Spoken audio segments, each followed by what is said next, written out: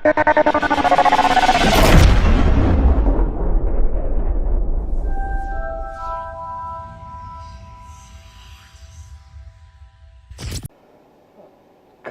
சேர்ந்த அனைத்து சகோதர சகோதரிகளுக்கும் வணக்கம். பெண்ணினத்தின் பிரதிநிதியாக 5 முறை தமிழகத்தின் முதல்வர் பொறுப்பேற்று நம்முடைய சகோதரி செய்திருக்கின்ற சாதனை சரித்திர சாதனை. அரசியல் பற்றி நிறையா ஒரு வாரம் புறானே கேள்விப்பட்டிருப்பீங்க. எப்படி பார்த்தாலும் கலை குடும்பத்தை சேர்ந்தவர் அவர். அவர் மட்டும் கலை குடும்பத்தை சேர்ந்தவர் அல்ல, அம்மா சந்தியா அவர்களும் அதுக்கு முன்னாடியே நடித்தவங்க, அவங்க சித்தி வித்யாவதியும் அதுக்கு முன்னாடியே நடித்தவங்க. பொதுவாக இங்கே உட்கார்ந்துருக்கிற கலைஞர்கள் மட்டுமில்லை, தமிழகம் மொத்தம் பார்த்துக்கிட்டாலும் ஒரு 95% நம்ம எல்லாருமே ஒன்று ஏழையாக பிறந்தவங்க, இல்லை கிராமத்தில் பிறந்தவங்க, இல்லை படிக்காத தாய் தகப்பனுக்கு பிறந்தவங்க, வாழ்க்கையில் கரையேற முடியுமா அப்படிங்கிற துன்பத்தையே வளர்ந்தவங்க. இந்த வரிசையில் நீங்கள் நம்ம அம்மையாரை வைக்க முடியாது. அவங்க ஒரு ராயல் பிரீடு தான். அவங்க ராயல் பிரீடு தான். அதாவது மைசூர் சமஸ்தானத்தில் ஜெய சாம்ராஜ உடையாருங்களுடைய 4வது ஜெயசாமராஜ உடையாருக்கு ராயல் வைத்தியராக இருந்தவங்க அப்பா வழி தாத்தா. வைத்தியர்னா நீங்கள் நாட்டு வைத்தியர்னு நினச்சிக்காதீங்க, டாக்டராக இருந்தவர் இவங்க அப்பா வழி தாத்தா நரசிம்மன் ரங்காச்சாரி. அம்மா வழி தாத்தாவும் சின்ன ஆள் இல்லை, அவர் ரங்கசாமி ஐயங்கார்னு ஹிந்துஸ்தான் ஏரோநாட்டிக்ஸில் பெரிய போஸ்ட் இருந்தவர். அவரும் படித்த பெரிய குடும்பத்தை சேர்ந்தவர். இந்த நரசிம்ம ரங்காச்சாரிக்கு ஒரு பையன் பிறக்குது. அந்த பையனுக்கு இவங்க அம்மா கொடுக்குறாங்க. ரங்கசாமி ஐயங்காருடைய 3 பொண்ணு. அம்மையாருடைய அம்மாவுக்கு வந்து வேதவல்லின்னு பேர், ஆனால் இவங்க சந்தியான்னு நம்ம சொல்கிறோம். அவனுக்கு ஒரு அக்கா உண்டு, ஒரு தங்கச்சி உண்டு. இந்த வேதவல்லியை ஜெயராம் கொடுக்குறாங்க. அவர் கல்யாணம் பண்ணுறார்.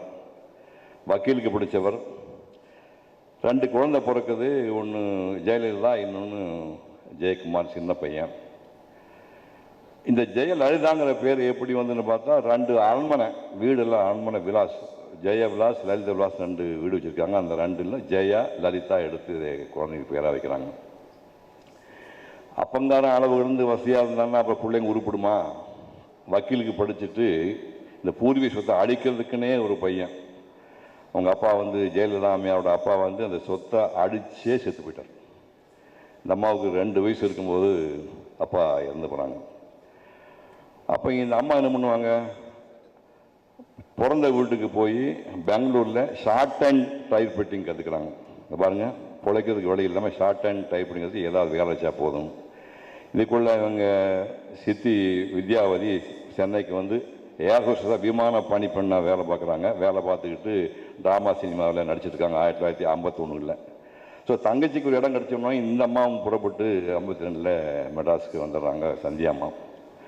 நல்லா ஞாபகம். 52 வரும்போது 52 58 வரைக்கும் இந்த பச்சை குழந்தை, 48 பிறந்த குழந்தை 58 வரைக்கும் 10 வருஷம் தாயாரை பிரிந்தே வாழ்ந்துருக்கிறது. கற்பனை பண்ணிப்பாங்க.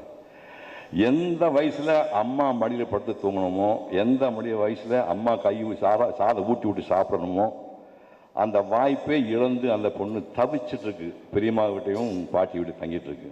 இங்கே இந்த அம்மா இங்கே வர்றாங்க. இங்கே வழக்கம் போல் ஒரு ப்ரைவேட் கம்பெனியில் வேலை பார்த்துக்கிட்டு சினிமா சான்ஸ் தேடிட்டு இருக்காங்க.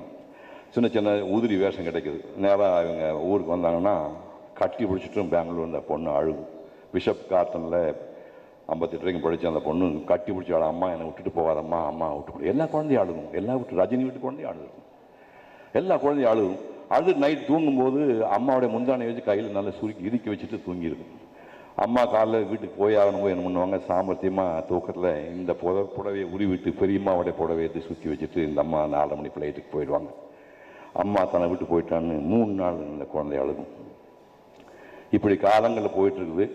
58 இந்த பெரியம்மாவுக்கு கல்யாணமாகுது. கல்யாணமான உடனே விடுதலை கிடைக்குது. ஜெயலலிதாவுக்கு விடுதலை கிடைக்குது. இங்கே பெங்களூர்லேருந்து விடுதலை கிடைக்குது. உடனே மெட்ராஸுக்கு வந்துடுறாங்க. வந்த உடனே அளவு கிடந்து சந்தோஷம். இங்கே வந்த உடனே ஜெயக்குமார் ஜெயலலிதா நம்ம மாதிரியே நம்ம எல்லாம் என்ன பண்ணிருக்காங்க மாதிரி, டேய் நான் எம்ஜிஆர், நீ வந்து பிஎஸ் வரப்பா அப்படின்னு ட்யூஷன் நம்ம சண்டை போடும் குழந்தைங்கள அதெல்லாம் அவங்களும் பண்ணியிருக்காங்க. திடீர்னு வந்து இல்லை நான் தான் எம்ஜிஆர் சண்டை வந்துன்னா உடனே இந்த அம்மா வந்து பூவா தலையை போட்டு தலை விழுந்தா நீ எம்ஜிஆர் முடிவு பண்ணி ஒரு தடவை தலை வந்து பையனுக்கு ஒரு தடவை பொண்ணு குடி சண்டை போடுவாங்க.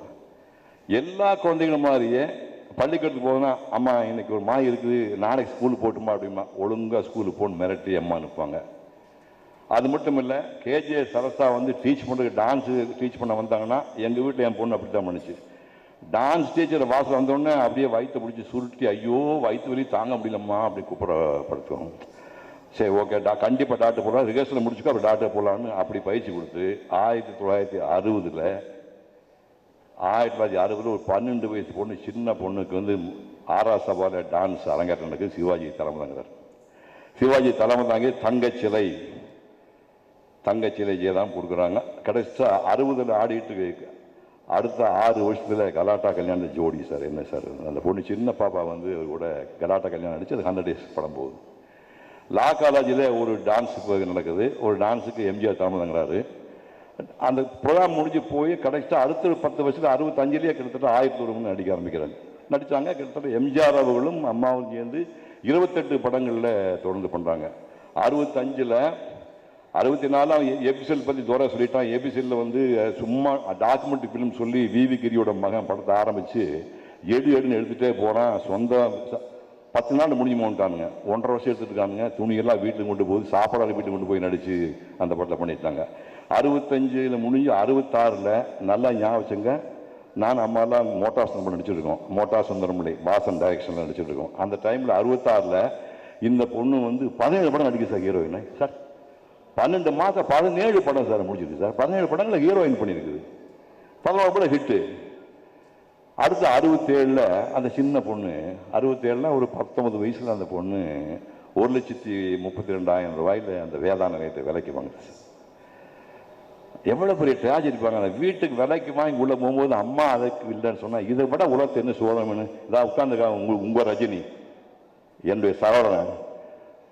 அந்த சகோதரன் வந்து அக்னிஷாட் ஷூட்டிங் போது நான் வீட்டுக்கு போனேன். கண்ணாடி மாளிகை வச்சிருப்பார் அவர். என்னையா எங்கேயோ புறப்பட்டு எங்கேயோ வந்துட்டுயா, இதை விட உனக்கு சந்தோஷம் என்னையா வேணா? என்ன சார் சந்தோஷம் போங்க சார். என்னையா உனக்கு பிரச்சனை அப்படின்னா? இல்லை எங்கள் அம்மா நான் நடிக்கும் போதை பற்றி எங்கள் அம்மா சந்தோஷப்பட மாட்டாங்க. ஆனால் எங்கள் அப்பா என்னை ரொம்ப பிரச்சனை என்கரேஜ் பண்ணுவார். இந்த வீட்டை அப்புறமா கண்ணாடி மாளிகையை கட்டி முடிச்சுட்டு இந்த கூட்டு பாருங்கப்பா வீட்டுக்கு காட்டலாம்னு சொல்லிட்டு நேராக புறப்பட்டு போனேன். ஒரு வாரம் முன்னாடி எங்கள் அப்பாவுக்கு அன்பாக போயிடுச்சு சார். ரஜினி அதெல்லாம் எப்படி நீங்கள் ஈடு கட்டுவீங்க? எந்த அப்பா கொண்டாடினானோ அந்த அப்பனை கொண்டு வந்து இது பார் உங்கள் பையன் காட்டின பேரஸ்டான் காட்டலான்னா அப்புறம் கண்பாடு போயிடுச்சு. எப்படி வலி இருக்கும்? ரஜினி சூப்பர் ஸ்டாருங்கிறீங்க, அவன் வாழ்க்கை எப்படி நினைச்சு பாருங்க. இதைத்தான் ஜெயலலிதா அவர்கள் அந்த 19 வயசை வீட்டை கட்டி முடிச்சுட்டு பார்த்தா வாழ்வுக்கு தயார் இல்லை. அதுக்கப்புறம் 68 வீடு கட்டுச்சு. என்டி ராமாராவ் கூட 12 படம் பண்ணிருக்கு. எம்ஜிஆர் கூட 28 படம் பண்ணிருக்கு. சிவாஜியோடு 17 படம் பண்ணிச்சு. ஜெய்சங்கரோட 8 படம் பண்ணிச்சு. ரவிச்சந்திரன் 10 படம் பண்ணிச்சு. இந்த பொடி பயலோட 10 படம், 2 படம் ஜோடியா பண்ணிச்சு. மிச்சம் 8 படங்கள்ல கெஸ்ட் அவங்க மெயின் ரோல் பண்ணுவாங்க, நான் சைடு ரோல் பண்ணுவேன். இப்படி எல்லாம் செய்து வாழ்ந்த ஒரு பெண், நம் ஜாதி பெண். 40 வருஷம் அம்மாவுக்கு எனக்கு தொடர்புடையாது. என் பொண்ணு கல்யாணத்துக்கு 10 வைக்கலாமா சிஎம் வைக்கிறாங்க. இப்போ 2005 தகவல் சொன்ன உடனே வச்சு முதல் அப்பாயின்மெண்ட் கொடுத்து கோட்டைக்கு நான் போன உடனே தட்டில் 10 கூட நான் சூர்யா கார்த்தி அம்மாவும் போயிருக்கோம். போனோடனே முதல் வார்த்தை, சாரி சிவகுமார், 1974 உங்கள் மேரேஜில் மிஸ் பண்ணிட்டேன். உங்கள் டாக்டர் கல்யாணம் கண்டிப்பாக வருவேன். அது போதுமா? வந்தாச்சு. கல்யாணம் காலை 5லிருந்து 6 முகூர்த்தம். அம்மா நீங்கள் அந்நத்துக்கெல்லாம் வர வேண்டாம்மா, நீங்கள் முகூர்த்தம் முடிஞ்சு போனால் இல்லை இந்த தமிழ் முறை திருமணம் கொங்கு நாட்டு திருமணம் அந்த ஸ்டைலில் வித்தியாசம் பண்ணுவீங்களாமா, அதை பார்க்கணும்னு சொல்லி ஞாயிற்றுக்கிழமை ஒரு பெண்மணி 5 மணிக்கு நீங்கள் அடையார் பார்க்க வரோம்னா எத்தனை மணிக்கு எழுந்து யோசனை பாருங்க. 2 மணி 3 மணிக்கு எழுந்து ரெடியாகி ட்ரெஸ் பண்ணி 4:50க்கு அந்த அம்மா கல்யாணம் பண்ணி கொண்டாங்க. ஒரு வார்த்தை சொன்னாங்க, அம்மா நீங்கள் ஆசீர்வாதம் பண்ணோம்னா இல்லை எனக்கு காலில் வந்து சும்மா செப்பல் மாதிரி ஒன்று போட்டிருக்கேன், நான் பேர் ஃபுட்டில் மேலே வர முடியாது, இல்லாமல் நீங்கள் அங்கேயே இருங்க, நான் ஒன்று தாலை கொண்டு வந்து கொடுக்குறேன்னு சொல்லிட்டு தட்டு கொண்டு போய் கொடுத்து ஆசீர்வாதம் சொல்லி பண்ணாங்க. போயிட்டு வெளியே வந்துட்டு இருக்கும்போது சூர்யா பின்னாடியே வந்தேன், என்ன அடுத்தவங்க கல்யாணம் தானே அப்படின்னு. அப்போ தான் லவ் ஸ்கூல் விட்டுருக்காரு. லவ் விட்டு நம்ம கல்யாணம் ஆரம்பத்திலேயே புளி மரத்தில் எங்கே நடக்க போதும், இவன் டென்ஷன் இருக்கலாம். அடுத்தாப்புல ஒரு வருஷத்துலேயே இவன் கல்யாணம் ரெடி ஆச்சு. பத்திரிக்கை கொடுக்குறதுக்கு இவன் வரக்கூடாதுல்ல, கார்த்தி நான் என் டாக்டரும் அவங்க அம்மாவெல்லாம் சிஎம் வீட்டுக்கு போனோம். என்ன மதர் பெத்தாதான் தாயா, பெற்றதான் தாயா, உலகமே அம்மா நீ ஏன் சொல்லுது போன ஒரு வாசம். ஓகே, வீட்டில் ஒரு லவ் மேரேஜ், அது ஒன்றும் பண்ண முடியாது, அக்செப்ட் பண்ணிக்கலாம். கார்த்தி நீயாவது உங்கள் அம்மா சந்தோஷப்படுத்துற மாதிரி உங்கள் ஜாதியில் பொண்ணு பார்த்து கல்யாணம் பண்ணி நல்லா வச்சுக்கலாம். அந்த அம்மா சொல்ல வேண்டிய அவசியம் என்ன? லவ் மேரேஜ் ஓகே சந்தோஷம், ஆனால் நீ வந்து உங்கள் அம்மா விருப்பற மாதிரி பொண்ணை பார்த்து நீ கல்யாணம் பண்ணி சந்தோஷம் வச்சுக்க சொல்லி கல்யாணம் ஆச்சு. கல்யாணம் ஆகிற அன்னைக்கு கோயம்புத்தூர் கல்யாணம், லீவ் மீட்டிங்கில் ஃபங்க்ஷனு. நான் 5:30 மணிக்கு அம்மா கிளம்பி வர வேண்டியது, அது வேற ஒரு விஷயம், அது இப்போ நான் மேரேஜ் சொல்ல முடியாது.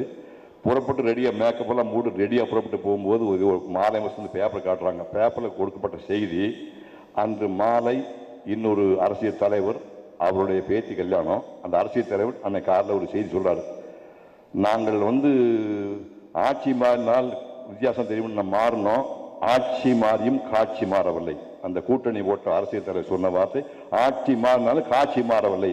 அந்த வார்த்தை சொன்னார்னு பேப்பர் தலைப்பை பார்த்தாங்க. அபவுட் 10 வண்டி திரும்பி போயிடுச்சு. இனிமேல் வந்து சிவகுமார் போனால் கூத்தாடி பசங்க மட்டும் போயிட்டாங்க, அரசியல் வீட்டு கல்யாணம் பிரச்சனை வரும்ல. சொன்னது 5:30 மணிக்கு அம்பத்தூரில் அந்த கல்யாணத்துக்கு சொல்லியாச்சு.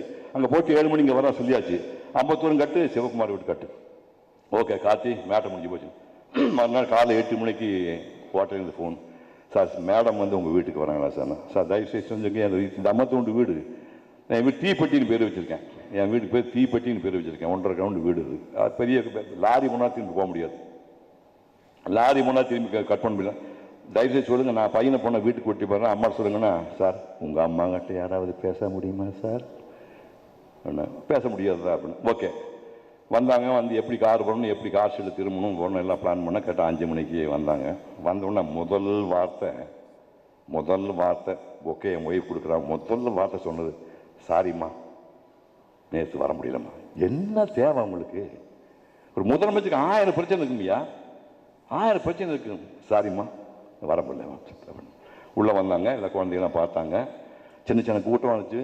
ஜோதி அப்பா வந்து பாம்பன் இருந்தது, அவரோட ஃபோட்டோ எடுத்துட்டாங்க. கார்த்தியோட மாமனார் மாமியார் ஃபோட்டோ எடுத்தாங்க. எல்லாத்தையும் போதுமா திரும்பி பார்த்துட்டு புறப்படும் போது, அம்மா நான் கம்பராமாயணம் ஒன்று பேசியிருக்கேன், ரஜினி சார் வீட்டில் வந்து பார்த்தாரு, கம்பராமாயணம் இப்போ ஒன்று ரீடிங் இது கொடுங்கன்னு சொல்லி வாங்கி கொடுத்துட்டு கிளம்பி புறப்பட்டு போனாங்க. அதாவது ஒரு 40 ஆண்டுக்கு பிறகு சக கலைஞனை மதிக்க வேண்டும் என்று வீட்டுக்கு தேடி வந்தது. எனக்கு இதுக்கு முன்னாடி வந்து ஏஆர் ரஹ்மான் வீட்டுக்கு போயிருக்காங்கன்னு சொன்னாங்க. அதுக்கப்புறம் ஏன் வீட்டுக்குனாங்க. இதை விட ஒரு சக கலைஞனை அவங்க எப்படி மதிக்க முடியும்? அவங்க எப்பவும் போக மாட்டாங்க. உடல் ரீதியாக போயிருக்கேன் சார், நமக்குள்ளே எப்பவும் வாழ்ந்துகிட்டே இருப்பாங்க சார்.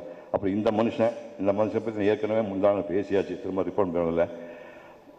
கடைசி காலகட்டங்களிலே நான் கம்பராமாயண மகாபாரத்தை ஆராய்ச்சி பண்ணும்போது அவர்கிட்ட நான் ஒரு மானசீக குரு, அவர் எதுவுமே சொல்லிக் கொடுக்கல, மானசீக குருவாக நான் அவரை ஏற்றுக்கிட்டேன். அவர் வால்மீகி ராமாயணம் எழுதியிருக்கிறார்.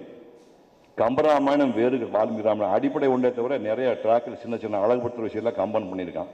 இவர் கம்பராமாயணம் படிக்கவே இல்லை. ஒரு 4 பாட்டு மட்டும் சொன்னேன். பாட்டு சொன்னோடனே அவர் கேட்டார், என்னையா அப்படின்னு. சார் கும்பகோணம் செத்து போனேன் சார், கும்பகோணம் செத்து போனோன்னா கதறான் சார் ராவணன். கதர்னா கூட சீரை பற்றின காமம் காதல் போக மாட்டேங்குது சார். பெண்ணெல்லாம் நீரே யாக்கி பேரெல்லாம் உமதே யாக்கி கண்ணெல்லாம் நும் கண்ணாக்கி காமவேள் என்னும் நாமத்து அண்ணலை வானுமாக்கி 5 கணைக்கு அறியத்தக்க புண்ணெல்லாம் எனக்கு ஆக்கி விபரீதம் புணர்த்தி விட்டு தாயே. பார்க்குற பொண்ணெல்லாம் சீதையா தெரியுது, சந்திக்கிற கண்களா கண்களா தெரியுது, கூப்பிட பேரா சீத்தை அனுமதி தாயே ஒரே ஒரு தடவை எனக்கு மாட்டான்னு கேட்குறான். அதுக்கு அவன் சொல்கிறான், அட பைத்தியக்காரா, அண்ணன் தண்ணி ஆகாரம் இல்லாமல் உடம்ப பட்டி போட்டு வாட்டி ஒரு பிரயோஜனம் இல்லாமல் ஏன் இன்னும் உயிரோட முன்னாடி இருக்குன்னு தெரியுமா? குறையே இல்லாத குணங்கள் ஆபரணமாக அஞ்சிட்டு இருக்கிற எங்கள் ஐயன் ராமச்சந்திரமூர்த்தி உதடுகால் பார்க்க மாட்டோமாங்கிற நம்பிக்கை தாண்டா உயிரோடு இருக்கிறாங்கண்ணா. ஊனிலா யாக்கை வேணி உயர் புகழ் சூடாது உன்முன் நான் இல்லாது இருந்தேன் அல்லேன். நவையர் குணங்கள் என்னும் பூணலாம் பொருத்த மேனி புண்ணிய மூர்த்தி தன்னை காணலாம் என்னும் காதலார் இருந்தேன் கண்டாங்க. உடனே ஜோசரு, டேய் கம்ப நல்லா தாண்டா எழுதியிருக்காங்க, கிழிஞ்சு போச்சு, 1000 வருஷமாக எழுதி உரம் பேசிட்டு இருக்காங்க, மன்னிச்சுக்க தப்பா நினச்சிக்காத, நான் கம்பராமாயணம் படிக்கிறேன்ட்டார். அதன் பிறகு நான் மகாபாரதம் படித்த போது அவர் புத்தகத்தை தான் ரெஃபரன்ஸ் வச்சுக்கிட்டு பல்வேறு ரெஃபரன்ஸ் வச்சு அதை வச்சுக்கிட்டேன். எனக்கு ரொம்ப சந்தோஷமான விஷயம் என்ன, அந்த மகாபாரதம் பேசுகிறவர்களே போயிடுவார்னு நினச்சேன். 2015 அவர் நல்லா மோசமாக இருந்தது. நல்லா புரிஞ்சுக்குங்க, அவர் முக்தா சார் விஷயம் சொன்ன மாதிரி நொந்துட்டார் அவர். ஒரு 2 ஆண்டுகளில் ஒரு 650 நாளில் வந்து ஒரு 400 நாள் ஆஸ்பத்திரி இருந்திருக்காரு. முதல்ல ஆஸ்பத்திரிக்கு போகும்போது கேட்டார், ரஜினி நான் உங்களை மறக்கவே மாட்டேன், எங்களுக்கு லெட்டர் எழுதி கொடுத்துருக்கீங்க, உங்கள் லைஃப்பில் மறக்கவே மாட்டேன். அதைத்தான் ஜோசா சொன்னார். உள்ளே போகிறோட சொன்னார், ஏன்டா வந்த ஆஸ்பத்திரிக்குனாரு. உன்னை பார்க்க தான் வந்தேன், நான் தம் அடித்தேன், நான் பை பிடிச்சேன், நான் நாசமாக போகிறேன், நீ ஏன்டா பார்க்க வந்த அப்படின்னாரு. இல்லை நீங்கள் மாத்தியாரியாக்க பார்க்க வந்தேன் அப்படின்னாரு. அப்படி வந்து மனுஷன் கிட்டத்தட்ட ஒரு 450 நாளில் 5 நாள் ஆஃபீஸ் போவார், அப்படி ப்ரீத்திங் ப்ராப்ளம் வரும், வந்துட்டு 10 நாள். இப்படியே வாழ்ந்த மனிதன் நான் ராமான பேசிய பிறகு உயிரோடு இருந்தான். பேசிட்டு போய் வந்தோடனே ரொம்ப சந்தோஷப்பட்டார்.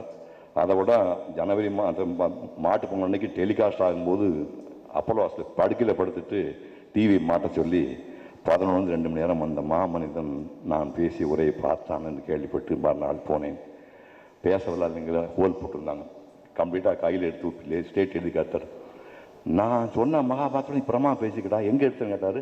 நான் வந்து வில்லிபுத்தூர் சேர்த்து பண்ணேன் அப்படின்னா, பிரமா பண்ணியிருக்கேன், உன்னுடைய மெமரி பவர் நெருங்க முடியாது, எக்ஸ்ட்ரா இருந்துச்சு, எங்கேயா தட்டு தரன்னு ஒரு மாதிரி பிச்சுட்டான் ரெக்கார்டு வச்சுருக்கேன்.